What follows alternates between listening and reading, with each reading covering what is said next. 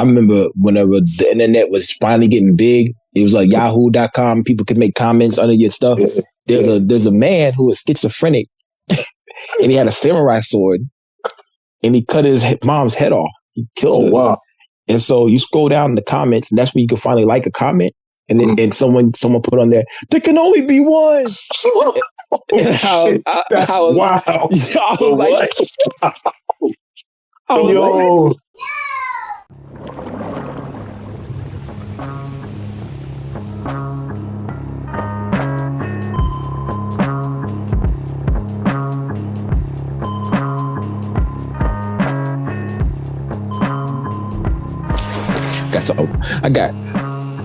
I got something funny to say. Hey, yo, boy. Yeah, I got something funny to say. Yeah, I do. Hey, yo, since Carl's sick right now, who's his favorite rapper?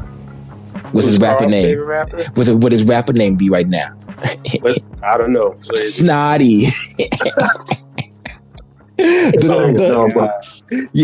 out Snotty. It's one of my favorite rappers right now. What up, Snotty, man? He cracked me up on Facebook. He said wearing t-shirts with no wife beaters underneath is diabolical. And Pro Dylan just said, yeah, it is. It's wild to me. It's weird. That's a fact. But then Pro Dylan just said raw dog and t-shirts is insane. That's what he said. Crazy word. Yeah, that is crazy. But think about it, man. Always wear your protection. Unless you ain't going through puberty or something, man. I mean, we grown. We can't have like our bare chest touching t-shirts and stuff. Like, you sweat. You're a man. Like, haven't you seen the Old Spice commercials? You're a man. You sweat. Yeah, you smell. You need that layer, man. You know what I mean? Don't be like one of these fake ass TV show models that pulling their shirts off and they don't have no t-shirt underneath, man. Don't raw dog and t-shirts. T-shirt, no shirts. Yeah. Face ass, unless trick ass, dick in the booty ass. And you on some Miami shit, you know what I mean? Then you can absolutely taco meat out. I can't believe you guys are going to make me interject right off the bat. I'm sick. I'm not supposed to be here. And yet you realize, like, I have a sweater on underneath my t-shirt because I have so much fucking hair. You think I'm throwing an extra shirt on top of the shirt? The hell with that. Yeah. Deodorant is for the pits. Deodorant is for the pits. All right, I'm out. Sorry. Yeah. By the way, Carl was sick, and that's the reason Carl's not there. He interjected. Get better soon. He pulled the Uno reverse card on us, but I do not agree with it. Word. I will wax my chest. Pause. Anyway, Primo Jab. That's a dope shirt you got there, yo. Yeah. Hey, man. Thanks a lot, man. Bear Wolf, man. Bear Wolf. Shout out my man A-Flip. It was his birthday just the other week. Shout out God Bless Beats. You know what I mean? Bear Wolf, man. Check it out if you ain't heard it. True indeed. Wow, man. Shout out Conway. So shout out, yeah. Also, boom, it's episode issue 248, by the way. I missed 248? Yeah, we get 2 away from 250. Oh, shit. Oh, where 248 of the Abyss podcast. That's crazy, bro. We been here, yo. Man. Yeah, we got a special guest for 248, man, by way of New Orleans. Then you say move to Mississippi, then to Florida, like Fort Lauderdale. I didn't say it right. Lauderdale, Orlando, Tallahassee, all that, Miami, everywhere. I ran into you at the. You don't even know this. I ran into you at the AC32, bro. Oh, I remember. Yeah. You came to get some merch and all that. Word. Scott Zool signed my record up there. You know what I'm saying? Word. That was a good night, man. Good night. A lot of legends. Yeah, it was crazy night. Yeah. But in Dallas now, you know what I'm saying? Yeah. And I believe that's why your sound is so well rounded. And you can talk about a lot of stuff. You got a lot of stamps on you, G. Hey, Luke. Yeah. Can you like introduce the man instead of like interrogating him? Am I? I'm not Vlad TV even his brother, man. Me, man. Lukey be so familiar with people, man. Everybody, you know everybody, shit, Lukey. And you talk to, there are people that are listening. You gotta, let them know. Ladies and gentlemen, we have the illustrious MC I'm not Mike Powers in the house. Casablanca, and the crowd goes, yeah. There we go. Yeah. We've been around for a while, yo. Due respect, man. Yeah. Make a spectacle of it, man. Yeah, man. Don't just start. You're gonna introduce the guys. I'm gonna hand you the mic from now on. Like here you go. Like you know how like nerds be rapping in the window in the mirror with their hairbrush. You know what I'm saying? Yeah, I'm gonna give you the mic. This is my daughter's brush, by the way. Yo, but how are you, my guy? I'm good, bro. I'm living life, man. Just getting to the bag, man. That's what we doing. Word. So what gun you use back there? That probably was the X5 Legion on that target back there. I think that was Meth's full body frame image back there when he was shooting that. Me and him went to go shoot one time. That's his on that side. Mine's is with the targets I was doing my grouping and everything. So trying to get a little bit better. Shout out Meth Luciano. Yeah. Shout out Meth, my man. Word. True indeed. So boom, you are a gun enthusiast. You like Twister. Yeah, pretty much. Yeah. I've been into guns since I was like a kid, bro. I mean, I'm gonna say this. I said this previously on some other things. Like everybody was free in Sports Illustrated. I was in the guns and ammo when I was a kid. So you know what I'm saying. So it was always. I mean, I think it was more sort of the bravado of the '80s and the '90s. You know, Schwarzenegger. You know, Stallone, big guns, and I think that's what threw it in. Man. You know, I'm like, oh, what's that? You know. So yeah. Yo, boom. I like guns. I didn't get a chance to get a hold of them until I was older. So like when I picked up my first gun, I was like, damn, this shit heavy. How they be running with these? Like, which one you had? Which you had? I don't know what it was. But I know that after that it was the C Camp, like the Raven. Yeah, but that was light. That was light though. That was light. Yeah. But everything else was like it was a revolver. So like that's like it's a hot gun. So like boom, you hold it like this shit heavy as fuck. Like, this is why they kill people. This is like Danny Glover running around, lethal weapon style. 38 special or 357 or something like that. That's what it sounds like. It is heavy. Yeah. But I know it was the C Camp was the first one that I knew what it was. The Pearl Grip joint, but it didn't have the Pearl Grip. Yeah, I know a lot of Ravens Arms. They had the little 2.5 and stuff. I had a 2.5 back then too. So and it was like kind of small. You didn't know how to hold it right. Facts. They're all bulky and stuff. Yeah, it's weird shit, man. Boom. So when you got into guns, what was the first gun that you legally purchased? Legally, it probably was. I don't like this direction of question. Oh shit! No. I mean, he loves guns. He loves guns. The limitation is gone. Yeah. You know, I said the gun you legally purchased. I mean, I heard, but by going on that distinction, it implies other things. You know. I just said I had a dirty handgun. I said I had a dirty handgun. I had a dirty revolver. Yo, word. Yeah. The first one I had bought legally. I know. I'm going to jail. The first one I bought was a Walter Creed. That's what I had. The first legal firearm. Walter Creed. And then I moved up, did the SIG stuff. A couple joints from the SIG, 320, X5 Legion. My brother, he had the Glocks and all that. I'm somewhat of a Glock guy, but not really. I mean, I think they're overhyped, but it's all right. I don't think they're overhyped. I think they're safe. Man. I think they safe. Yeah, they safe. The stock Glocks is they're a great utility gun, man. I mean, you know, it is what it is. It's just it's the iPhone gun. It does, personally, and I'm a kind of Glock guy myself. I say that kind of because now I've moved on to, printed bottoms and, custom uppers or whatever. But, I mean, the only problem I have with my Glock, the first one I had, it jammed too much. What generation? G4, Glock 17. Something like so that. Gen 4. Oh, okay. Yeah. Only got one. Yeah, I got the 43X. Oh, yeah. Only That's got a good one. Yeah, like you gotta keep it oiled up. Pause. You know what I mean? Yeah, I like breaking it down, oiling it up or whatever. But that never. It still always would jam, and I feel like Glock 17. I feel like it was the cartridge. The magazine was loaded in funny or something like that. Something weird was going on. Probably the feeding was weird. Yeah, that's what exactly. That's what I think it was. But I love it still. I love that gun. Yeah, I mean it's still a reliable weapon, regardless. How I feel upon it. It's still gonna get the job done, regardless. So yeah, exactly. Yeah. I remember the first time I had to shoot mine in a situation, and I put it in my pants, and it burned me. I was like, while I was running. I was like, what the fuck is going on?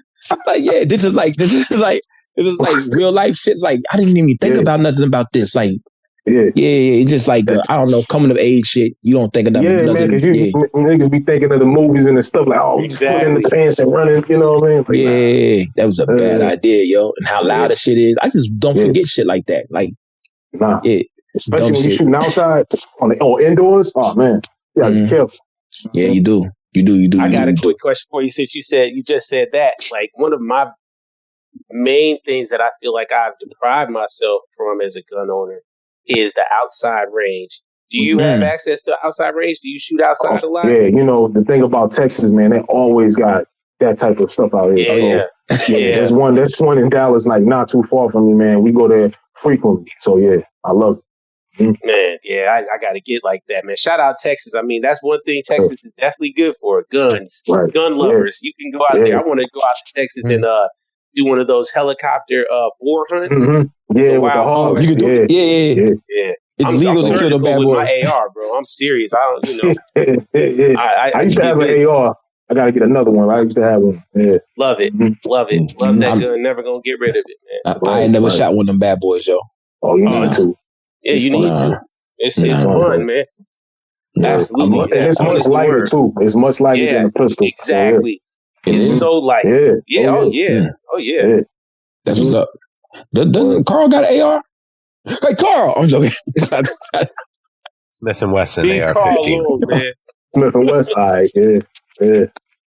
That's great. Oh, man, Carl, man. I'm so stupid, man. Anyway, man, you said you used to play ball. Was that as your teenage years? Yeah, that was just like a brief stint, a couple years, man. You know, this is like early 2000s, man. Like I'm like watching And1, doing all this. I can get out there and do this. Because when I was like probably in middle school, man, I had no shot. I'm shooting bricks, air balls, all that, right? So one summer I was like, I want to get nice because this dude up the street from me, we played 21. I mean, he whipped me like 10 games. I'm like, damn. So I'm like, I got to go back to the drawing board. I'm doing something wrong. So I don't know, man. I just said, I'm going to play ball from sun up to sundown. Let me get this shot right. Man, probably like maybe 2 months into it, went back and played dude with them 15 nothing. You know what I mean? Just kept going. Oh, snap. So then the shot started boom, boom, draining. So then around that time, I ended up moving to like Orlando or whatever. And just a couple weeks off, it threw my shot off. It threw it off. I didn't get to the court, nothing. And I'm like, I'm going to go back to what I know. I said, I put the ball down. I stick like, I'm good. That took too long, man. This rapping thing is natural. So I'm going to do this. Word up. Word. And I find it kind of dope. The Raekwon album, Immobility. You got your name. Yeah, my bad. Yeah, that's where you got your name from. The Casablanca's track on there, yo. Yeah. That was dope, man. Yeah, because I was like, at that time, I was going through like just changes in my rap style, changes in a lot of stuff. And I'm like, I'm gonna change my name, bro. And I'm like, I was listening to that album heavy at the time. And I'm like, yeah, man. That's like when I first moved like to Texas or whatever. And I'm sitting like, all right, cool. And I'm a Woo head. So it's like, me too. It's already, you know what I'm saying? So, throw them W's up, man. But yeah, man, you already know, man. So and that got me. And I'm like, I'm going to run with that. And the history about Morocco, the whole nine, and all that. You know what I mean? It made sense. So indeed. Yeah, that's dope. Word. So you took a hold of that. And that's kind of where your style kind of developed, like you going in, like just. I mean, it developed way early on when I was like 12, 13, when I first really got into it. And not knowing that I was really putting stuff together, because I'm listening to like whatever's on the radio at the time, right? So I'm like 11, 12. And I'm like, all right, cool. And I started mimicking like flows and stuff like that, but not putting words to it yet. You know what I mean? So then that started, and I started putting my own words with mimicking certain people's flows. I'm like, I can do this. Then I just started coming up on my own thing. You know what I'm saying? So some of the cats early on was like, of course, let's go to, of course, the Woo. Of course, around that time, so this is like late 90s, early 2000s. So, of course, that mix of Nas, Jay, all them started mixing up with that. Black Rob, all that, man. It was, that's what pretty much what molded that era, that thing, the sound for me. So, indeed. Who was you around to get that? Because you was basically down here. You gotta remember, man, Rap City was a thing back then. Oh, it definitely was. Hell yeah, it was. So, I think like not you guys, but like a lot of people tend to forget that stuff was on TV all day long. You know what I'm saying? Like we was listening to and watching, and definitely CDs was around, and all that stuff back then. So we would get stuff from the East Coast all the time. You know what I'm saying? Yes. And that, I mean, don't get me wrong, you had the Cash Moneys, you had all that at that time. The Outkast, all that. Outkast is dope. I'm not gonna speak on that. But the other stuff, like the little jingly stuff and all that, I wasn't really into all that. I like, you know what I'm saying? I like the pure, and then of course we go to the locks, we go to all that. That's what I was into. DMX, everything, like all that. You know what I mean? That's what I was into. Likewise, I'm from Missouri. You know what I'm saying? So boom, everybody think I'm from New York. You know what I'm saying? Yeah. So they think so. In a way, we are alikes. You know what I'm saying? Because we are anomaly for because Cash Money was taking over for the 99 2000. Yeah, exactly. Right? It was. But I wasn't really heavy into that at that time. It was other stuff. You know what I'm saying? Like Blueprint. That's 2001. But all that, that era, that's what I was into, man. So yeah. But I was all up in there too, Paul. You know what I'm saying? Yeah, all that shit. I was I was enamored by that run. Right when Nas dissed Jay-Z and shit like that. Or when the Locks dissed when the State Property dissed the Locks. Yeah, with the whole thing. With Beans and Kiss and all that. Yeah. I heard they were supposed to have an album come out, but I never it ain't come out. Nah, I think, man, his voice messed up. So I know they're using AI. I heard. So I was like, that's crazy. I'm with it. Yo, Big Ghost said he wanna make that happen. Big Ghost said he wanna make an album with Beanie Siegel. Yo, that'd be crazy. Do it, Big Ghost. He can pull it off. Yeah, sure. Hey, but I'm mad. Am I wrong for wanting these niggas to still want to kill each other? Beanie Siegel. God damn. Yo, these brothers old, man. Yeah. Am I wrong? Nah, I mean, I see what you're saying. He want that essence back, man. I know what he talking about, man. He want the essence, man. Yeah. I heard it. I heard it. I was like, yeah, let's make this album. Yeah. I was like, you know what? No, man.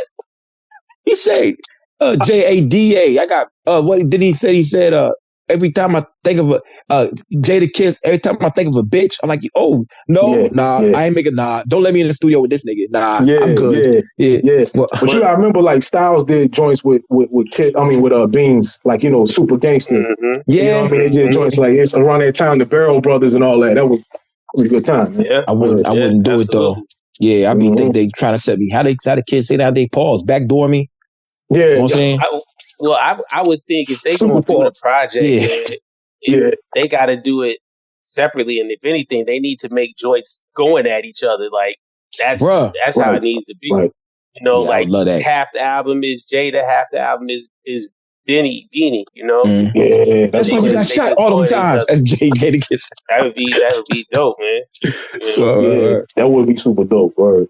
Yeah, that would be how they do it. But Big Ghost can pull that off. I mean, But I agree with you totally, Lukey. I like that essence, that energy of competition between them. It brought out a lot of good, ill lines. A lot of the inspiration was bred in that hatred. So hate motivated. It's good. Yeah, hate motivated, man.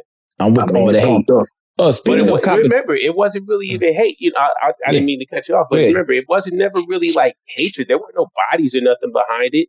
It was all you called him a faggot, bro. You call somebody an F word. Yeah, I'm sorry, man. I mean, we talking. That's what it escalated into. But as it started, the origin of it was really just Dame Dash saying to State Property, "You ain't ill. These niggas iller than you." Right. And took them to the radio and made them go off and go crazy. They did go crazy. That's Dame Dash, man. Yeah. He orchestrated the whole battle. Essentially, he said they the ones if you wanna be ill, you need to beat them. Yeah. So indeed. Yeah. You got like joints like Reservoir Dogs and all that stuff back then. You know what I mean? Like the Locks was still like a lot of people. They discount the Locks. I think. There's some people that honor them, but a lot of people discount them because of the quote unquote shiny suit era, right? They get tied into that and associated with that. But I mean, you can't ever. I mean, I think think about it. The Dipset versus the Locks. That shit was crazy. That was the dumbest thing. I saw so many people. Man. Don't play with the Locks, bro. Like, don't do it, man. And then Jada took it over by himself when he did that freestyle. I'm like, look, bro. Yo, Tech. What do you say? Hey, yo, Tech. Yeah. He just went off. God, I mean, and it's crazy. Like, and I love Jada, but I'm a super Styles fan. I'm surprised that Styles didn't go into his bag. That would have been That would have been crazy. I'm talking about the mixtape styles. Ghost in the Shell.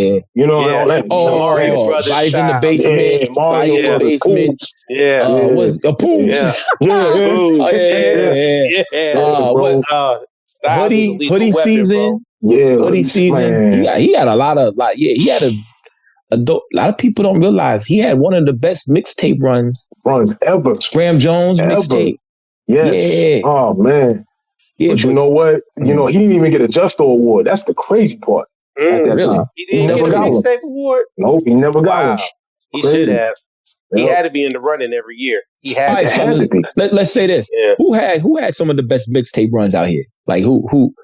Fabulous. He did. He did, but nah. Now, are we talking about from back then or now? Yeah, back then. I'm gonna say which is probably one of my top 5. It's Lloyd Banks. Hands down. Yeah. Banks. Money in the Bank series 1 through 5 and then on. That man is incredible. Halloween Havoc, incredible. Yeah. Incredible. Yeah, Lloyd Banks is crazy. Name someone else. Tony Yayo. Name someone else. I gotta offer Tony Yayo.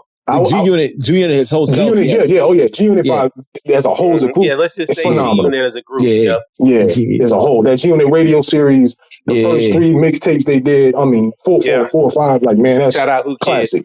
Who Kid is incredible, man. Yeah, well. That's 2. Then we got number 3. Who's number 3? I would say the Locks. I would say the D-Block. D-Block. The D-Block.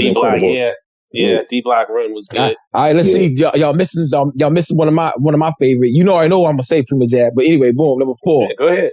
Number 4. Name somebody. I'm gonna say. You know, I'm gonna go outside the East, man. I'm gonna definitely say Wayne had a serious one. Wayne had an incredible one. You can't leave. Can't leave him out. You can't. No, there's one other guy. There's one other guy. Jeez, hold on. I gotta remember. In 2001, I moved to Atlanta, and I was down here through the Tall T era. And good time. Yeah. There's one guy that I think hands down deserves to be on the Mount Rushmore. He's from Atlanta, or where you from? He definitely from Atlanta, yo. Oh, Jeezy? No, Gucci. Oh, well, yeah. We gotta say, we gotta do that. Gucci. Even if you didn't like him, his mixtape run was crazy. Yeah. That man drove the wrong way on North Avenue in traffic, beat up somebody in front of the dude's daughter at the mall. And then he killed somebody and got away with it. Yeah, dropping mixtapes 2-3 a week. He was wilding. I got to give it to him. I wasn't really a fan at the time, so I didn't really. I remember him at that time, but I didn't really indulge because I'm listening to other stuff, man. You know Definitely. what I mean? But every car I got into from someone that lived down here, or every gym I went to, or every court had Gucci playing. It didn't matter what part of the city I was in. And he's the east side of Summerhill. Gucci. It never was the same because he had so many tapes out. So many different songs. Then I hopped into the car. I was a grocery manager. My car was down. I hopped into the car, my coworker, and I heard Talib Kweli. I said, "You listen to Talib Kweli?" He said, "No, this is Gucci." I said, "What? Gucci Man and Talib Kweli on the same? What the fuck is this?" That's Gucci crazy. Man was a mercenary, bro. He was working with anybody and everybody in a certain period of time. He was like doing features like Lil Wayne, Gucci Man. They were neck and neck almost with features at a certain point. Before he had a deal. I think Lil Wayne was way more, but Gucci was another person that was like, damn, Gucci on this song? Yeah. Wayne run was crazy. And then, I didn't know. I remember that stuff at that time, but like I said, at that time, I was strictly sticking to my guns or what I was listening to at that time. See what you did there, sticking to your guns. I see what you did there, man. What he got. Good one. What he got. But, it was just like that. And, I'm trying to think somebody else at that time I was listening to, but it was definitely Styles P. I could say he had an incredible run. Dipset around that time as well. But Dipset, they a hit and miss for me. And it showed in that battle. It's a hit and miss. They had good joints and then they were just dry. You know what I'm saying? Jim Jones area sucked. Personally, I feel like they didn't bring out the good top notch ammunition. No A Mafia. No J Ryder or JR Ryder, no 40 Cal. Nope. You know what I mean? No, they left him at home. I was running the Dipset battle, I wouldn't have had Jim Jones and Jewels up there with me. 40 Cal, JR Ryder, A Mafia. You guys are out your mind. Crazy. I would have still had Joel's. I would have still loved Joel's because he had a lot of joints on that first Dipset album that was cool. So Joel's had a good mixtape, actually. Yeah. While we talking the about Backlight Crack. I think that's the one. The one. I remember that one was pretty decent, where they were teasing. I can't feel my face on it the whole time, right? Nah, I wanted to get into that. We got robbed of that, man. They can't feel my face with Wayne and him at that time. Yeah, my face. Man, that would have been crazy. Yeah, indeed. A lot of people don't know about these mixtapes. It's crazy that we talk about. I know we hashing this out. Definitely. The whole world. But shout out. Gucci introduced us to Future before we leave Gucci. Never forget that. Oh, he did. That's part of it. I remember that. Waka. Free Bricks. Waka Flocka. That girl that died. I forget that girl name. Anyway, boom. That's not important.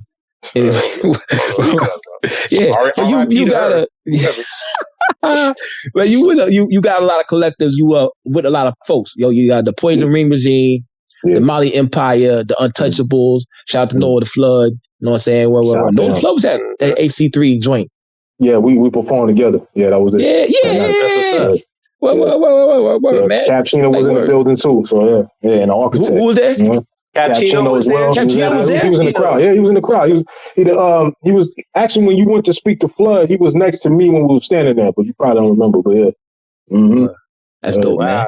That's wild, shout man. Out Cappuccino, man. Y'all been rocking as far as cooking things. Yeah, part 2. That shit was dope, man. Chicken and chopsticks. Yeah, that was in the works for a while. I wanted to make a serious, great album with that one, and I think we executed. So you did. You absolutely did, man. From the very first song, like the energy is undeniable. It's a great offering, bro. It's a great offering. Nice flow to it. You know, you got good people on it that compliment you and your style. Obviously, you definitely got you and your running buddy Meth on there. You know, like 3 times. Man. Like I wanted it to be like that. You know what I mean? Because me and him, like, we've been a group for so long that people don't know. Like, we've been in the mix since like forever. I know him since high school, so that's how we've been running. Yeah. But we've been knowing it since like 15, 16 years old. So always been running. You know what I'm saying? And when he started making beats, that's what even took on the whole thing. Like, I swear, man, we was going to be like another Ball Deep at one point. How we was sounding back then. It was crazy. So, yeah.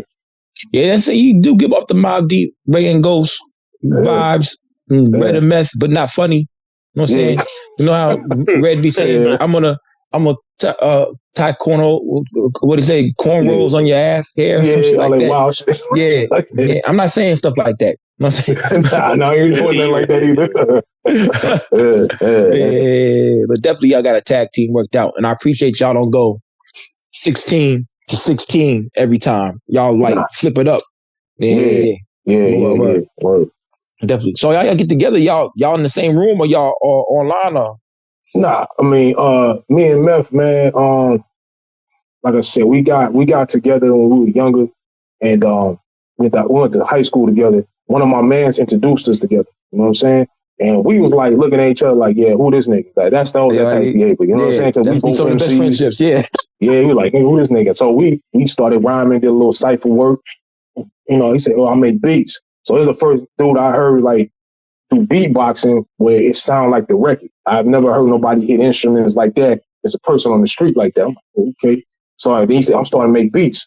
I think he had like Cubase and some stuff at the time. I think Fruity Loops was there at the time. Cubase. So he had that. And boom, he started doing it. I went to his crib. And then ever since then, man, it was lit. We just started working. I was like 16, so I was already in another studio with some of my homies. My man Tito Lazar, he brought me to my first studio session ever to get in there. And my man, he had the whole, like, this is like 2004. So this is kind of like not unheard of, but a lot of people didn't have home studios. So my man's, he took me over to his crib, and then boom, this nigga had a full-fledged studio. I'm like, what the heck? And then mind you, the dude, he's one of my good friends. He's the same age as us. So I'm like, bro, what the hell? How did you get this? Yeah. I mean, so boom, he had that. Man, we start recording, figuring out how to find our voice, that whole 9, trying to figure that out. And then I brought Meth to the studio, And this is when like Meth never really got into a studio ever, so I brought him in there, and nigga laid that joint down in one take and walked out of there. Oh wow. And walked out of there, and niggas was like, "Yo, who is that?" Like, yeah, that's my man. You know what I mean? Yeah. So yeah, they was like, "What the heck?" So yeah, it was crazy. So yeah, but we've been running ever since, bro. And then he came out to Dallas or whatever, and I mean, we've been rocking heavy, man. Yeah, that's dope. He stay in Dallas now? Yeah, he been staying. Well, he been out here as long as I have. He came out like a year after I got out here. So yeah, that's dope, man. That's dope. Y'all definitely got some chemistry cooking up right there, yo. Word. Yeah, definitely, man. Word. I'm gonna say you got the Auto Momentum, the Screen Gems 3, what is it? The Tour de Force? Tour de Force. That's the start of that series, the Tour de Force. So yeah, Tour de Force. Auto Momentum is number 2 in that series. I call it the 007 series just because it's like some fly. It's a lot of fly records on there. 007 is coming. 073, yeah. So when you see that, you'll know what that is. Yeah. The 073 on your name, on the handle. Yeah, it's coming soon. So is it gonna just be called 073 or what's it gonna be called? No, it's a title, but I ain't gonna let people know until it come out. I don't like people be stealing stuff, man. They be like, "Oh, I see that," or even with like artwork, it'd be crazy. Like, man, I don't post nothing, bro. That happened to me one time. Man. I talked about Dr. Manhattan on the fucking podcast. Then the artist put the motherfucking happy face with the blood on it on his profile picture the next day. I was like, bruh, no matter of fact, what happened was I sent them the album's done. It's been done for 3 years. But I ain't put it out because there was Cannabis and some other people on it. So I sent them the album so he could listen to it. The next day he put the picture of Dr. Manhattan, the happy face on his profile picture. I was like, you know what?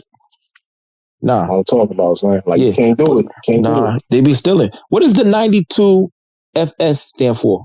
That was just something I needed to make an email at one time, and it just ran with it. So it's 92 FS is a Beretta 92 FS. So that's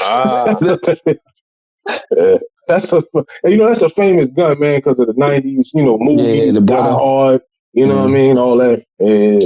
Plus, that was the go-to shit in rhymes. So many niggas talked about, I guess, because they had it. It get the job done, but it's like it has low fire rate accuracy. I mean, it's a pretty accurate gun, but the fire rate is low. I mean, you can hit off like, I don't know, 16 shots without, that trigger is very light. And it's a heavy gun compared to what it is now with stuff we have now. It's a heavy gun. So, yeah. True indeed. What gun I want to talk about? Some gun I want to talk about that was whack as fuck. Taurus! Oh, yeah, I don't mess with that. No, I don't mess with that. I might shoot myself. Yeah, you might walk up a step and the trigger. Check it out. Check it out, man. We used to own little Taurus 357s. Called them pocket rockets or whatever. Yeah. And it's beyond incrimination, so I'll tell the story.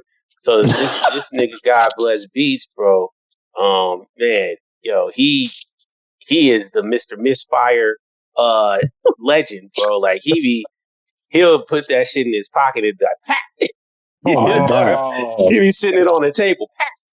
Oh, man, that's off, scary. Bro. That's scary. It is very scary. It is very scary. It got to the point, and that's where he used to stay in Buckhead, in the cruel streets of Buckhead. He had to keep one. The cruel streets of Buckhead. Yeah, he had to keep one in the chamber, bro. So that's why. But yeah, it was a little, like I said, it was a little pocket rocket, little 357 joint. Yeah. I loved it, man. I had one too. I lost it, but that's a whole nother story for another day. Don't incriminate yourself, man. Come on, man. But was it yours to begin with? Was it yours to begin with, though? If it wasn't yours to begin with, you good. You good. It was not. It kind of was there you mine. Go. Then you figure it. Then you good. You good. If it wasn't yours to start with, it wasn't in your name, and someone got it, you're fine. They're not going to booze you. It's all right. It's okay. I mean, it doesn't matter. I mean, I know who has it. It's not like it's out there in the wild. Yeah, no, it gets stolen. It was the spoils of war. Let's call it that. Let's say it's the spoils of war. Spoils of war. Yeah. That's just how it goes sometimes, man. But yeah. That's all I had to say as far as Taurus goes. I say all that to say, them Tauruses are they tender. They tender triggers, bro. It's and usually foreign made guns are pretty good. They're Brazilian, correct? Mm-hmm. Yeah, the women Brazilian made, I think. Yeah. The women are beautiful. The guns, not so much. Well, Not so much. The Taurus is a Brazilian gun. Although I do want that. I want a judge. I definitely want a judge. That 410 revolver is that's not going to misfire. Nah, I never heard those misfiring at all. Nah, revolvers ain't gonna misfire, man. So I'm cool with that. It's the spy shotty shell. Yeah. The reason why I got Glocks, or still have Glocks to this day, I went back home. I moved from Missouri to Atlanta, and I went back home. My homie was drunk, and he was talking about guns. So we had a Glock 19, the 19, and he took that bitch, and he cocked it, and he threw it up against the wall, and it didn't fire. That's the last time I hung out with that nigga, man. Word. Yeah. But it was like, I said, nah, this is crazy as fuck. I hate bad trigger discipline. I hate bad gun discipline, man. That's kind of a pet peeve of mine, bro. But he made me a lifer. You mean to tell me, I thought about it years down the line, like, you mean to tell me he threw it against the wall and it didn't fire? I'm like, yo, I'm not gonna chat about myself. Word. I don't want to Chud the Builder myself. Shout out to Chud the Builder. If y'all know, if y'all out there in the world. Fuck that guy. I'm so happy he's sitting in jail. He getting out on bail. Duel is bailing him out. They bailing him out? They said they're gonna bail him out for like $1 million. It's 1.2. It's just $1 million. He put it down. Aiden Ross's best friend is bailing him out. And he's a piece of shit too. Yeah. Fuck them all. Fuck them all, bro. I'm glad it happened to a better person, because the other part about it is he was using the whole incident as an engagement tool for his platform. Yeah. He even made a post or something, didn't he say? Like, he did. Get ready for the season finale when you see a dead nigga on the floor.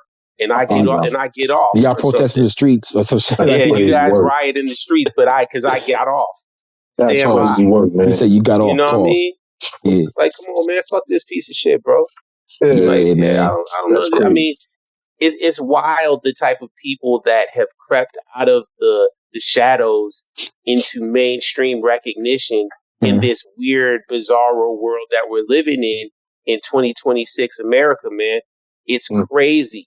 It is crazy to see. Yeah, I kind of like it though, man. It's real funny. If it wasn't real life, it'd be the funny. It'd be the funniest. If it wasn't real life, it'd be the funniest thing ever, man. Yeah, exactly. Yeah. It wasn't real life. Yeah. But what you got going on right now, man? I see you posted the score. Yeah, you know what I'm saying? We just getting our feet wet in the space right now. Just throwing out little singles here and there. We did one before that called Autobahn 2. Autobahn 1 is on tour de force. And that featured Miss Keen Aline. Yeah, shout out to Miss Keen, Arizona. Shout out to Miss Keen. Rare form. Me and him got a tape coming called The Weatherman. And that's in the works. That's in the works. I'm gonna just say that. Yeah, The Weatherman. The Weatherman. And so we got that, and then part 2 came out. We dropped it. Memphis on that as well. We just trying to get our feet wet, man. Get back running, because we had a lot of projects slated for this year. I do a lot of mix and mastering engineering on the side as well. Yeah, I've done Older Grace projects.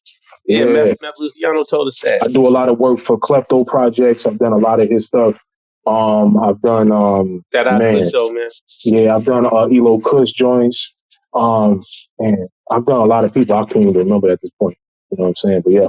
That's dope. What made you want to pick up Major pause. Well, I've been around it so long. So once I figured out how to maneuver in a DAW, it was kind of like second nature. I never went to school for it. I just picked everything up off the air. That's how I rock.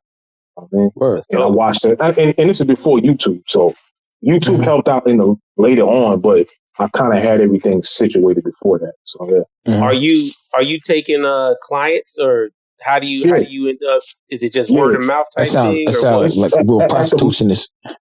Hey, shut up. You taking clients? Pause. Yeah, that's crazy work. No, that says, are you taking dates? You dating? Oh, okay, that's better. That's what you say to horse. Yeah, there you go. Man. My life, I thought the term was tricks. Tricks, yeah. You can't. No. Tricks say that to horse. That's when the cops come out in their rescue car. Like 8 of them come back. Yeah. Right. Tricks, dates. I think is better. Anyway, finish. We can finish. Profession. Yeah, all right. Way to go, Carl. Yeah. Oh yeah. So Thanks, yeah, I do take on clients, quote unquote, professional. You know what I'm saying? But yeah, it's really through word of mouth. Like people that know me, they know that I do this, and it's like a liaison in, and boom, you there. You know what I'm saying?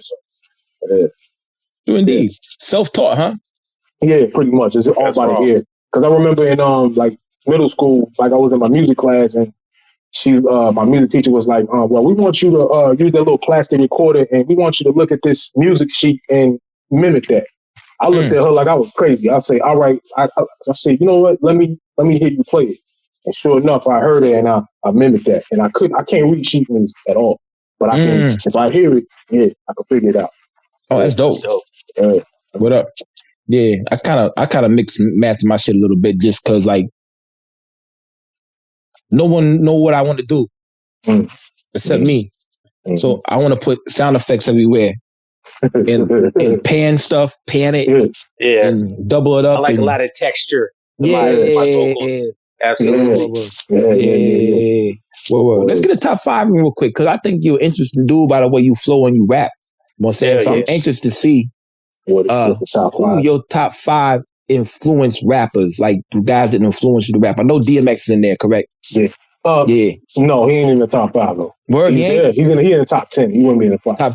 He's not influential though. Influential. No, he's definitely influential. Yeah. But influential on my style specifically would be Coogee Rap, Coogee, Pun, Raekwon,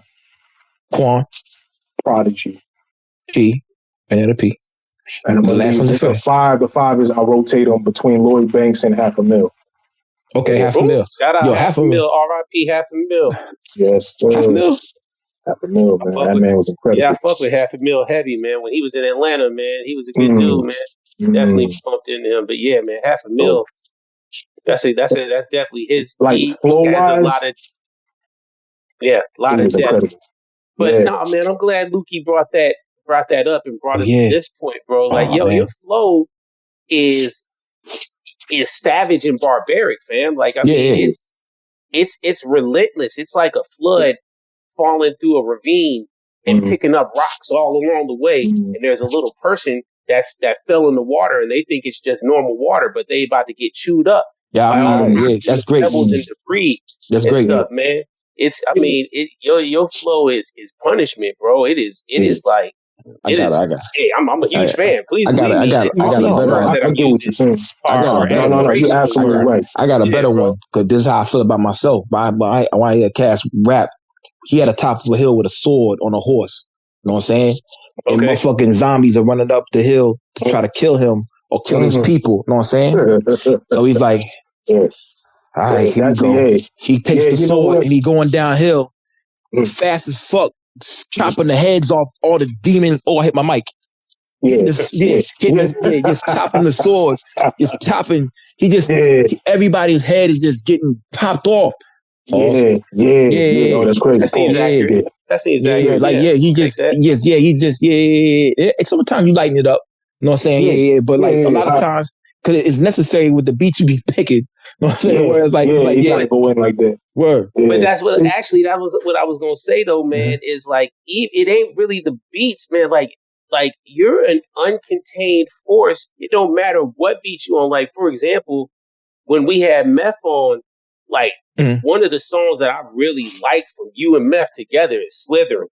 And I mean that beat alone. Shout out, rest in peace, Yoga Kane Flame. Yoga Kane Flame.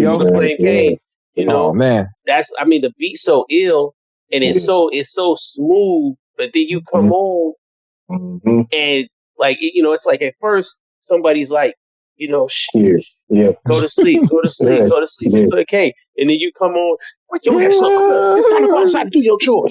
Yeah. You gotta wake them up, man. You know what I mean? Yeah. I love it, bro. I love the contrast on it.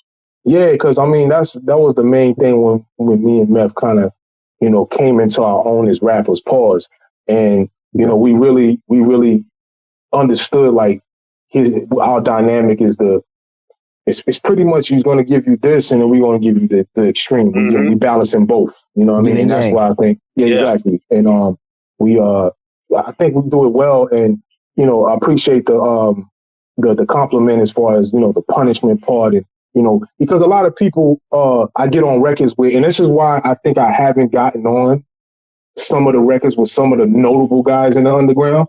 I think they scared, and I do it on purpose, for real, because I'm like, I'm not gonna play with no MC at this point. I'm not. I mean, they need to stop running, man. Like, let's do it. You know what I mean? I'm all for the sport, but y'all know what y'all got to do, though. Yeah, you around a lot of motherfuckers, yo. A lot of motherfuckers know you. You know what I'm saying? So boom, let's get it cracking. Yeah, you know what I'm saying? I mean, it's been talks for a lot of people that you guys, I'm pretty sure, know. I'm not really gonna put it out there, but it's a lot of notable figures that have like either passed on it or was like no response type thing. And I'm like, yo, but y'all doing stuff with these dudes, but what's up? You know what I mean? What we doing? Is it the point where, and I'm gonna take it back to the root, man, because it's like, as MCs, like, I know Primo know this too. Like, as an MC, bro, like, you know what it is when you're in the room with certain like animals, man. You know what I'm saying? When you're on the record with certain animals, and you know you gotta show and prove. And a lot of guys are just so lazy now. It's like, I'm like, all right, cool then. I mean, I'm gonna go to this side. You know what I mean? In my book, just try your best. You know what I'm saying? Word. I mean, in my world, I'm saying, yo, like, say something funny then. If you don't think you can murder this nigga, say something funny. That's not. Yo. I don't think that's what Casa is talking about. Like, I know, but exactly like, but they know too. Definitely I see what you're saying. They definitely. Just try. Number one thing for certain. You've been, like Lukey said, bro. You heard me? I know you talking about. Oh shit! You heard me, people? Jam? No. I'm not gonna get you to repeat it either. Carl, this is 9:23.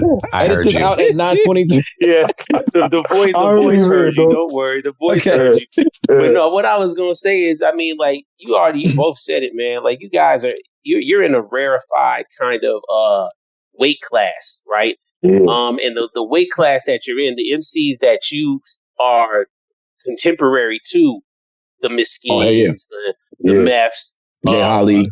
My brother, G-Fam Blacks, like all the people, like essentially, like the serious MCs.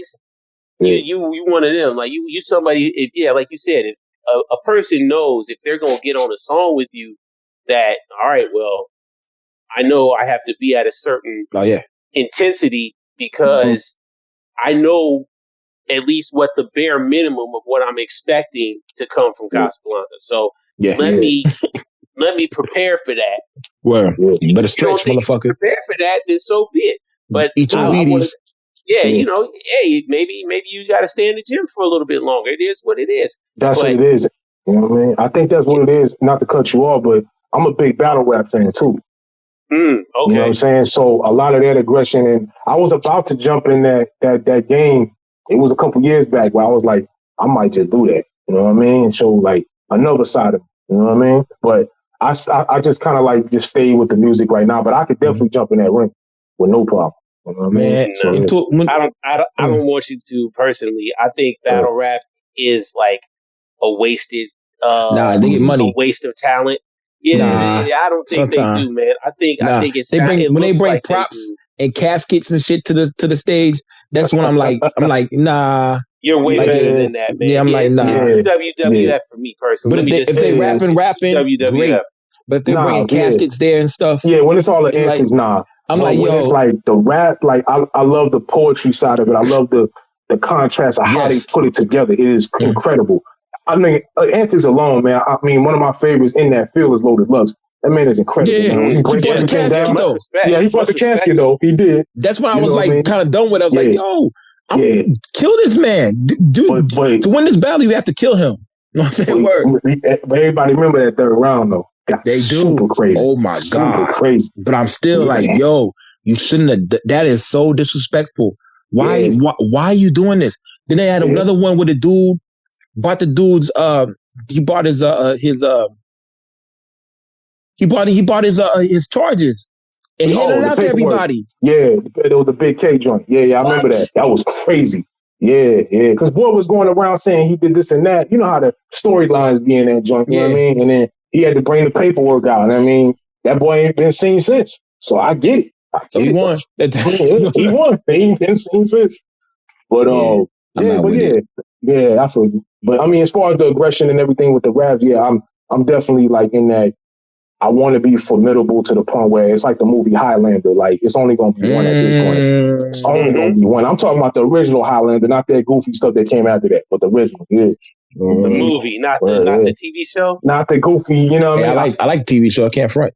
It was all right, man. They used to show that joint on Sci-Fi in the '90s. That was cool, man. But it was like it was corny. It was okay. It was corny. I thought it was that first film with Christopher Lambert. Yeah, Sean Connery. Even though that's some goofy stuff too, he ain't Spanish. What's wrong with this man? He got English accent. That's kind of goofy. But man, like it was goofy. But if you look at the premise of that, you know what I'm saying? Like that was incredible, man. So indeed. I remember whenever the internet was finally getting big. It was like Yahoo.com. People could make comments under your stuff. There's a man who was schizophrenic, and he had a samurai sword, and he cut his mom's head off. He killed her. Wow! And so you scroll down in the comments, and that's where you can finally like a comment, and then and someone put on there, there can only be one. But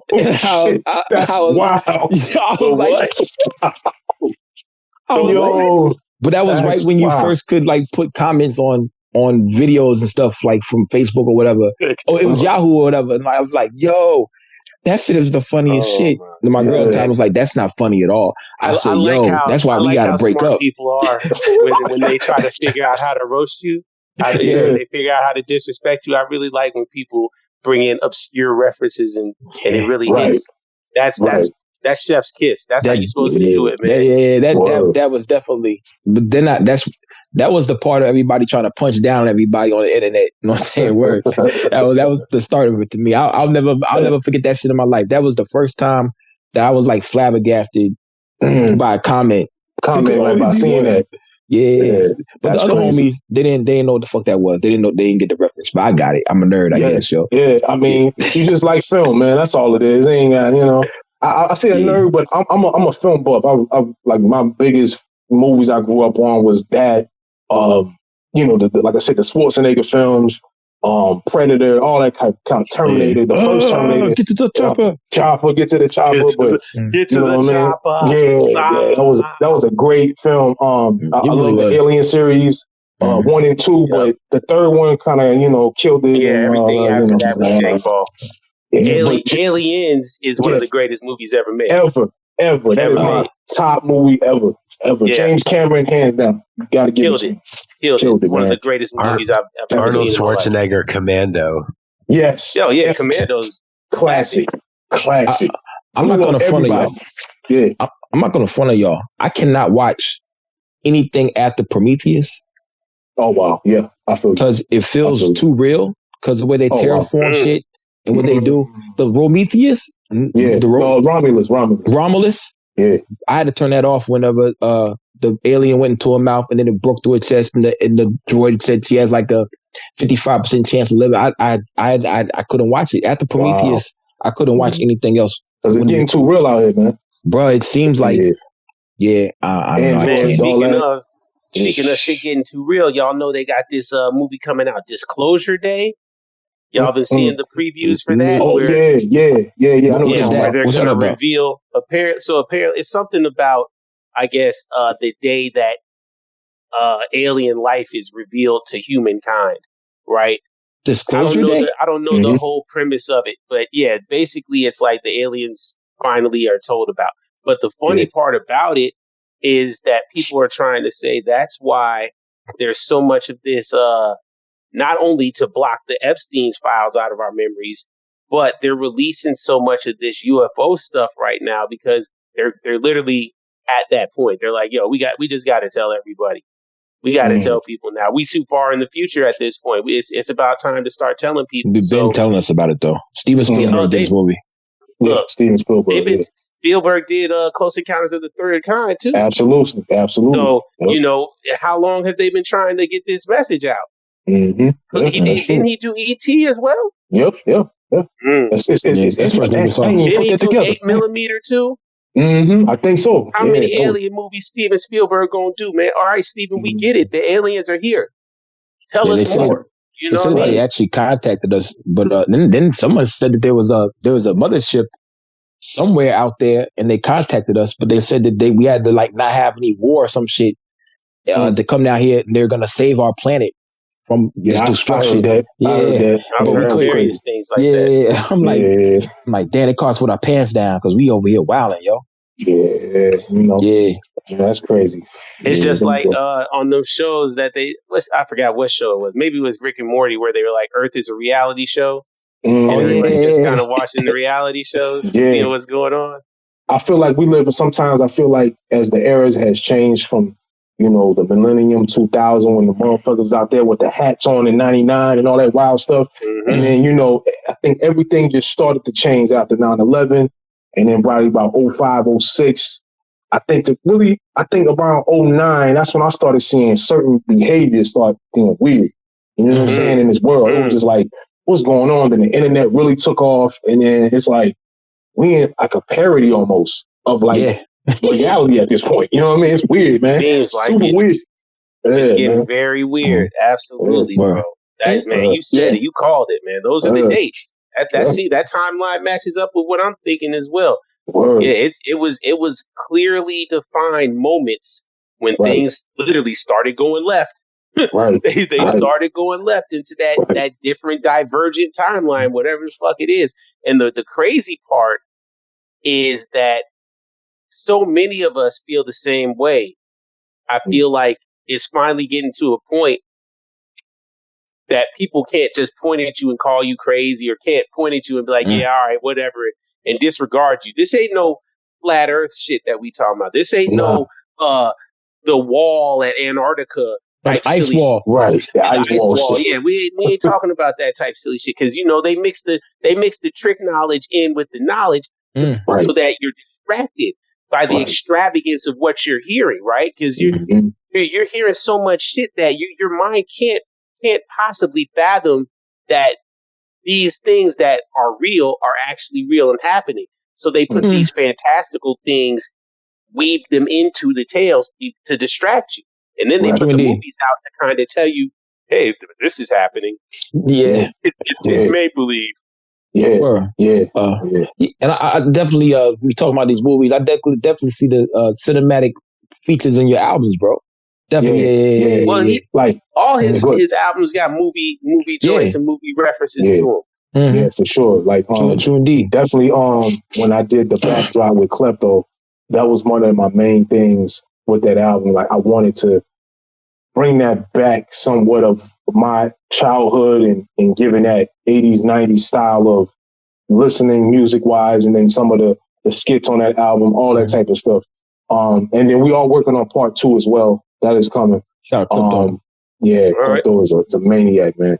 And he is dope because I don't know what, man. And that project is definitely in the works. I think I want to drop it this year, but I'm working on so much stuff at the same time. Like, I got to join with Architect.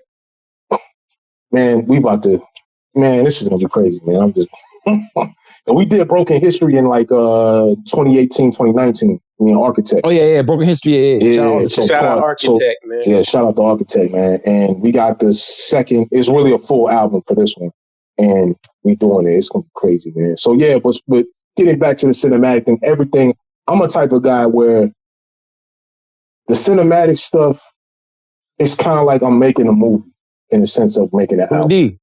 You need to have the opener. You need to have your middle plot. You need to have everything that's gonna connect you to that ending, whether it's sonically or whether it's verbiage. And that's what I do, what I mean? And that's why, like, right now, I've been taking my time. I've been really honing in, and because I can release 5 albums a year, 10, whatever. That's cool, but I want to hone in and make, great. Like, even with Chicken and Chopsticks. Chicken and Chopsticks literally was done in 2023. We sat there and fine-tuned everything. It was already done, man. It was already recorded, almost packaged up. But I said, you know what? Let's scale it back right quick. Trim the fat on certain stuff because it was more records. I just didn't want that. So you said chop it down. You got to chop it down because it made sense. Trim the fat, yeah. You got to put that great package together, just like a film. Like, there's a lot of stuff that get left on the cutting floor. You know what I mean? So, you know what I do? True. I pick all the beats first, and then so like, say I want to make 8 songs. I pick all the beats first to sound good together, and then if I rap on it and then it don't sound good no more, I take it out. Sometimes when you add words to it, it don't sound the same, or it sounds better when you add words to it. You know what I'm saying? Yeah, you're right. Yeah. I always pick the beat. The beat tells me the direction, so I always go for the beat first. I heard that. Yeah, definitely. Mm-hmm. Yeah, the beat is the direction. But now, when it comes to naming the songs and all that, then it's whatever it's throwing me. You know what I mean? Like it got to be something that okay, this is going to be named this, or this is going to give me the feel. I could be watching something at the time and like, oh, okay, this makes sense. You know what I mean? So yeah, I understand that. Yeah, definitely, man. Whatever the beat calls for. What did the dude say? He said the words assemble themselves out of fear when he write. Yeah. Word. Like, word. Yeah. That's I think that's how every dope MC is. You know what I'm saying? Except like Logic. Yeah. Yeah, Logic could be like that. Well, you said dope MCs. You can't mention Logic. Somebody likes him though. Somebody likes him. Just because somebody likes him does not mean he's dope. Like I said, hey guys, will you guys organize together? That's what Logic says to the beat. Yeah. We come in and be like, yo, man, you better get your hey, N-word, hop in there. Is it cool? I can say it. Hey, yo, my cousin is my nephew. My nephew's biracial. Oh, I gotta sing a song. She's a biracial girl. She's a biracial girl and a biracial. Anyway, my cousin's biracial, and he half black. He half black. But I asked him the other day, do you say the N-word? He's like, nah. I say, good, man, 'cause I don't feel like explaining to nobody, man, about like. I don't feel like explaining. No, he cool. He can say it. Like, nah, I don't feel like I mean, because most of the time when we're out, it's me, him, and his dad, and his dad's white, and so it's like, what up, my nigga? Nah, Isaiah Hartenstein from the Thunder. His dad's black as fuck. His dad's darker than me. Wait, hold on. Hartenstein, the hack? Yeah, for the Oklahoma City Thunder. His pops is a black dude? His pops is black. Yeah. He's that's bright right. skin. You were talking about Kid Carl? this before. Yeah. That's right. Wow. I was watching him last night, assault Wemby, and I was like, yeah, I mean, this dude, he's serious. I like his game, personally. Yeah. Oh, man, ain't nobody can see. There you go, right there. Yeah, that guy. There you go. He got a black pops? Yeah. Good. That's crazy. He's a biracial dude. Yo, that's Willie Lynch's plan revealed right there. Yeah, my nephew was like him. Crazy. I'm like, yeah, man. Oh man, my nephew, we was at the park. Dude got like prison tattoos on. Like, they just don't look smooth. Know how the jail tattoos look kind of like faint with a tape recorder or whatever. They don't look crisp. So he had a whole body full of jail tattoos. So my nephew, he got good at basketball. He dribbled the ball between dude's legs and laid it and laughed at him with this man's whole family on the sideline. I pulled him to the side. I was like, hey, yo, man, if this dude beats you up or shoots you, your dad gonna help you, not me, because your dad here. You know what I'm saying? I mean, wow. I'm glad we winning, but I wouldn't have did that to that nigga right there, B. Like I wouldn't. We already winning. We was already winning like 9-1. What kind of shoes did the dude with the tattoos have on? Low key, I think there was like some Air Forces, I think. Oh wow! All right. Were they real Air Forces or were they Airs from Walmart? They were Air Forces. I think they were Air Forces. I'm just trying to gauge the level of danger. And he had a belt on. He had a belt on and khakis. Belt on and khakis. Oh, okay. Yeah. That's incarceration ball. And he had them all over. I was like, yo, man. I'm like, man, you do that. Then we got in the car. And then his dad said something about it too. Like, yo, if we're winning like 11-1, you don't got to do that. Like, I was like, if we're safe, yeah, we out there. Henderson Park, by Perimeter Mall. Perimeter Mall. Yeah, I know the park you. Oh, that's the park you all were at. Yeah. Okay, yeah, no, that park is notorious nice, for shit kicking off. But that's where nice be at. For everybody. That's where it goes down. Like you definitely gonna be hooping with a 50-year-old ex-con or a nigga who's never been caught, who just does not give a fuck, and he's gonna be very mad if you hit a layup over him. I definitely went up there, me, Bless, Mega, I brought my cousin Trey with me. He's a hooper. He's an actual hooper.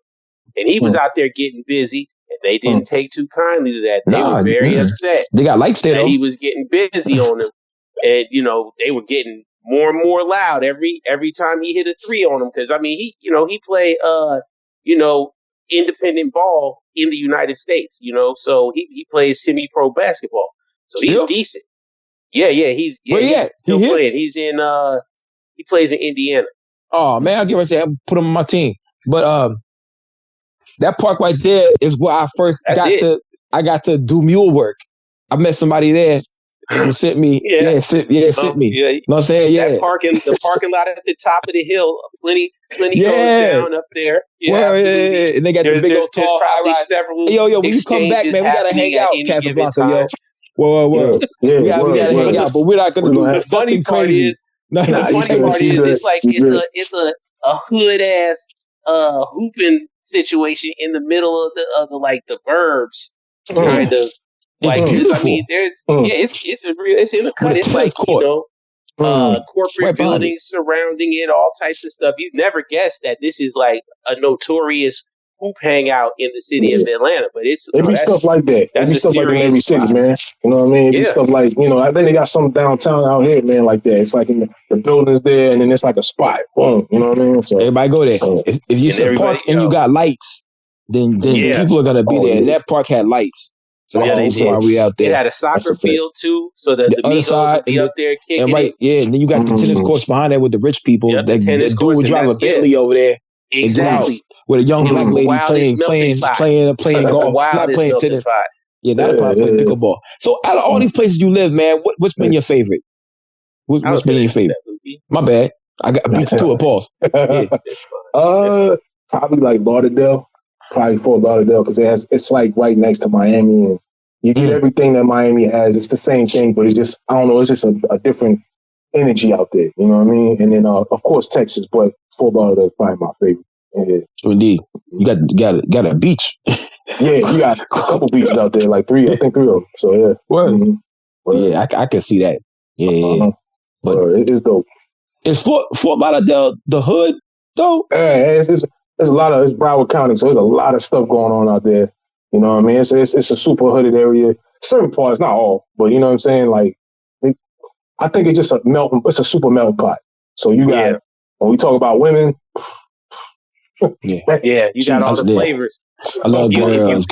Afford Miami as one of them like pretty little model chicks, definitely Fort Lauderdale. I remember because they have a cruise terminal out there, so I've had to sail out of there for work. I went to the downtown little Riverwalk area or whatever it is. That shit is lit. That shit is fire. Just downtown like Los Olas. Oh man, that's it, man. It's lit out there. There you go. It's Gucci out there. It's very good. It's one of those little hidden gems. I was like, you know what? If I didn't, if I wasn't married or whatever, bro, I definitely would take a little 2-3 day weekend and just go down like on a Friday night and just kick it in downtown Fort Lauderdale on the riverfront, and then just leave on a Sunday morning. Yeah, it was cool. It was real cool. I gotta get down there then, yo. Yeah, man, it's cool. It's cooler, man. I was just out there, March and in April I was out there. So You got away from. Oh wait, Dallas ain't cold. Not right now. No, it was before, but not right now. Are you a Cowboys fan? Nah. I'm not really into the sports. I'm not really into sports like that. No, I'm not. I mean, the only thing I can watch is boxing. Like I tolerate is boxing. I'll do MMA, but I came up watching boxing. Like my first fight I remember was what's that big fight back in the 90s, bro? That was like damn. Tyson Holyfield. No. I saw that. What's another one that was controversial? Lennox Lewis. Nah, not Lennox. It was Roy Jones. Trinidad and De La Hoya. That was my first one.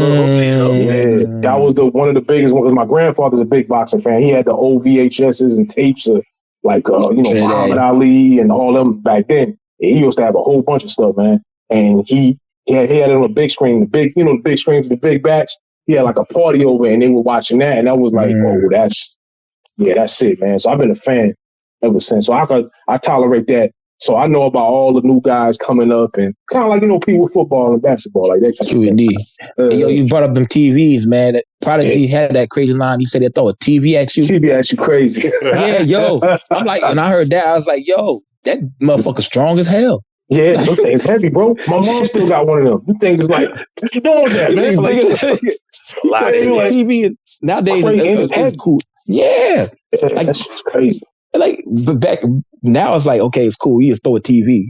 Yeah, flat screen or something out the window or whatever. Yeah, that don't matter. Right, exactly. Nah, man. Did dad watching those boxing matches? Ain't no one throwing those TVs, man. In the 90s. Nobody doing that. They gonna roll that thing out. They ain't throwing nothing, man. Yeah. Like, you know what I mean? Like, yeah, I'll place a TV on you, crazy. I don't know. Shit, yo, boom. So who's the GOAT right now? Or who's your go-to boxer right now? I know what I think the GOAT is. I know the GOAT to me. Well, who your GOAT? Let's go with that first. Crawford, yeah. I give him that. That boy, that's a bad boy. That's a bad boy, man. I was on I was super, super excited for Errol Spence before that car crash. But then also, I can't really say it's the car crash that did it to him because y'all seen what he did to Ugas. So I don't know why people be saying it's the car crash. That boy was in full form, at that time. You know what I mean? So I don't know. Hey, Errol Spence's record is, I believe, 23-1. Mm-hmm. That's a hell of a record, bro. No, yeah, he got beat up. That's a hell of a record. Let's see what happens. Let's see what happens in July. When he fight, what's his name? Yeah. I bet you he come out and put belt to ass. I'm pretty sure. I saw him training with and I saw him training with Crawford recently. So I'm like, okay. There you go. Were you surprised that Errol Spence got beat up? No, I wasn't. I thought it would have been more of a fight. I thought he would have. Same. I thought something was off. I think something was off. Boy, it was super skinny. It looked weird, man. It looked weird that night. I mean, Crawford was on the game. I thought he was going to get beat up. Yeah, man. I just think he was just off. Something was off, man. I mean, he got his butt beat. I'm not going to, we all seen that. So I knew Canelo was going to get beat up, too. I knew Canelo going to get beat up. That was bad. Yeah, but you know who right now I'm really messing with is David Benavidez. He's not taking no prisoners. That boy is rocking. He is rocking. He keep calling Canelo out, man. I'm like, man, give him his fade, man. He passed on dude like 3 times, bro. Like, come on, man. You got to get that fade, man. Politics. They got another kid, Abdullah Mason. Oh, yeah, he's nice. He's nice. Yeah, he got knocked down the other day. Then he got back up. Yeah, he definitely. I think it might have been his second time getting knocked down because I remember seeing another fight. Yeah, he got back up and then defeated dude. But I like Keyshawn Davis. Keyshawn. Oh yeah, Keyshawn Davis. Yeah, he's a badass. It's a boy, and he trained with I think Bomac. So I think that's one of his people. What Keyshawn Davis happened to him? Something happened to him where he wasn't fighting for a second. What something happened? I don't know. I don't know. I saw. Maybe it was a TikTok. TikToks ain't true all the time. But getting back to your question, the GOAT for me of all time, my favorite is probably Roy Jones Jr. Man was incredible. Man, until he started rapping. Yeah. Y'all must have forgot. Y'all remember that? Yeah, that shit hot. That shit. It was. That shit was hot. I remember that time, bro. I didn't like it at first, but it came out the same time as I Smoked. I drank. No. I must have forgot it was before that, though. That was it was before, but then I went back, I guess, and I was like, yo, this shit. I saw the video again, and that motherfucker's talking Cash Money shit about people he boxed. And beat up. This is real shit. Yeah, he was one of the nicest, man. Yeah. Like, he was one of them. But I mean, also, I like a lot of older cats, like, the Roberto Duran, the Sugar Ray Leonard, the incredible speed that man had. I mean, I like a lot of old boxers, man. Like, did you like Pacquiao? Yeah, Pacquiao was dope. Yeah, he was tough until he met a couple. He's very respectable. Yeah, until he got laid out. Yo, like a Posturpedic, man. He was out of there. Like he did the flake challenge out there. Yeah, he was out of there. Yeah, that was a sad moment, man. Like very I think sad. the whole country of the Philippines probably had like a 3-day mourning period after Pacquiao lost that. No one went to work. They love that man, yo. Pacquiao is he was a good dude. I loved his story. I loved his energy, his personality, and everything. Man, he seemed ill, man. So I definitely wasn't rooting for his downfall whenever he got beat up those 3 times or 4 times that he got caught. I don't give a fuck. I was like, damn. Except for like the latest one, I was like, yeah, he probably gonna lose. Yeah, he was only one or two. He old now. Yeah, exactly. I don't give a fuck. If it's a black guy or American, I'm always going with the black guy and American. I don't give a fuck. Yeah. You American or you black? Hold on, but all right. So that's funny you talk about that because this has happened in boxing, especially with Caleb Plant and Andre Durrell. And boy was saying, "Oh, I ain't gonna let no white dude beat me." That's the same thing Bernard Hopkins did to Joe Calzaghe, and that went left. So it's like I don't really play the race card. I can't do it because somebody can't do it. But Andy was Ruiz fought Anthony Joshua. Yeah, I know you're talking about. Yeah. Not Ruiz. That's not his name. Andy. I want to say Ortiz. He was Mexican, right? Yeah, he's Mexican. He's a Mexican American. I said, knock this motherfucker out. Word. USA. Word. Andy Ruiz. That's his Anthony name. Ruiz. Anthony Ruiz. Yeah. I said, yo, he's American. I just like to put this motherfucker out. They only got knives anyway in it. You know what I'm saying? Word. So that's not really. And what happened? Here's what happened. He's like, Anthony Joshua was hanging out with who? Drake. And then he bet money on Anthony Joshua, and Andy knocked him out. Thank God. Then he ran from him in that second fight. Yeah. I remember that. So Oh, and then Andy has had some rotator cuff issues. That's why he hasn't been fighting. Yeah, and he's a bad. And the craziest thing about him is I don't think he should be fighting at that weight because boy is like naturally he's a smaller guy. You know what I mean? And he's that big. I'm like I could imagine what he would have been in like I don't know. He's short too, so I'm like maybe like middleweight, welterweight. He could have been in one of them. Yeah, dominated. He's a slinger though, man. He gets you with that one good punch. Yeah. But that's what happens. That's why I think Tyson Fury was beating everybody because usually the better boxer wins. If you had a puncher and a better boxer, usually the better boxer wins. That's why Tyson Fury he got knocked down by Dante. But like that was a crazy series, man. That fight was a crazy series. Bro, we talk about that often, man. I mean, Tyson Fury is a lummox, right?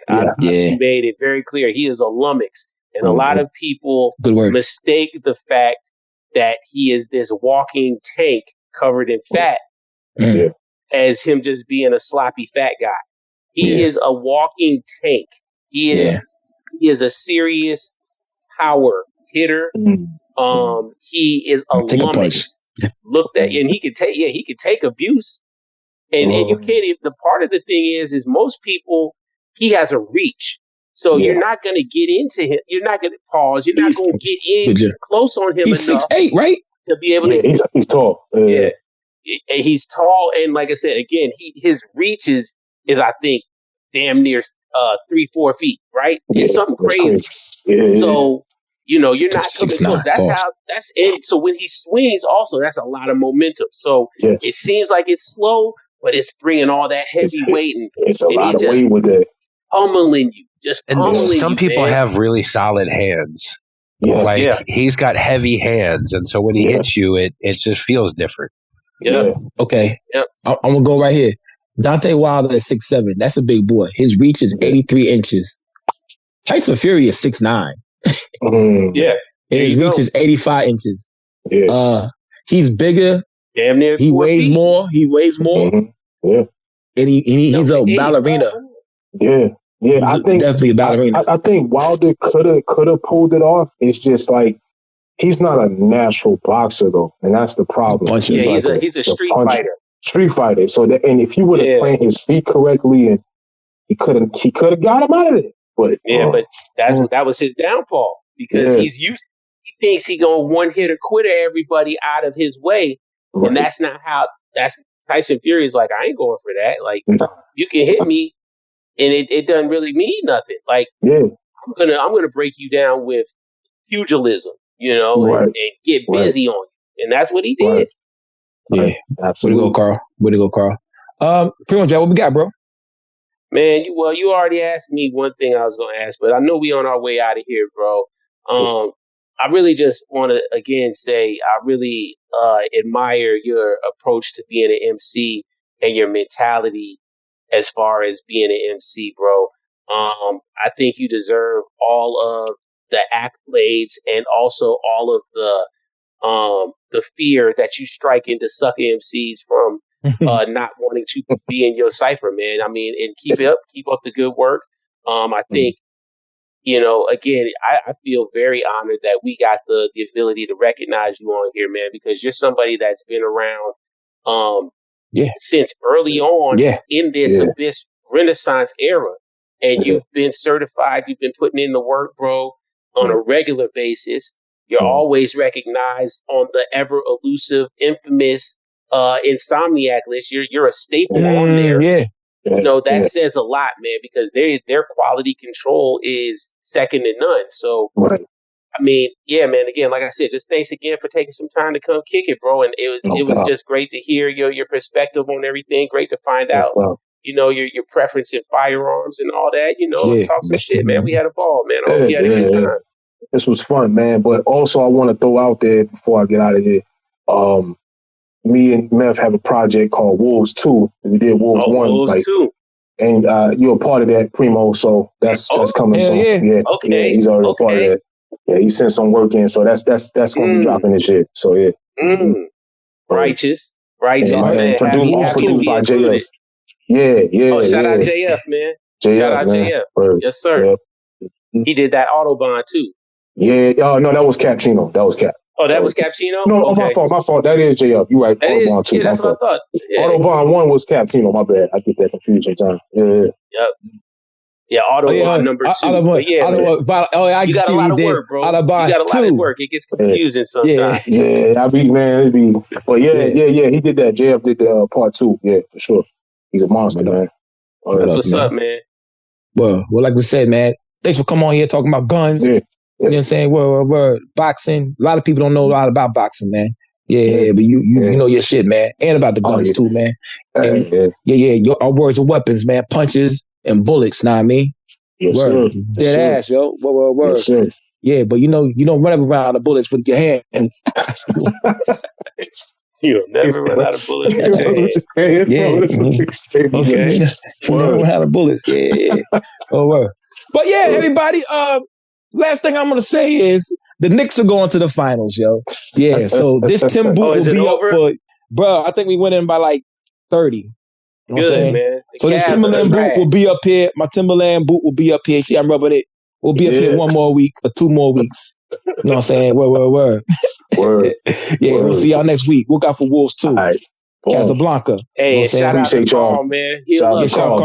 Carl, feel better, man. I'm petting my butter. This was episode number 248 of the Abyss podcast. In the words of Lukey, you can't get her pregnant if you nut in her mouth. That's not what you say. That's Jadakiss, but got you, yeah. No. I say girls can't get pregnant if... I forget what I say, bro. Girls can get pregnant through the mouth. That's what I say. Girls can get pregnant through the mouth. That's all I say. Drink water, man. Y'all drink water and pray. And go Knicks and 4. Next series 2. I don't give a fuck. Yeah. Word. Knicks and 6. Isaiah Hartenstein can't say nigga. We'll see y'all next week. Peace.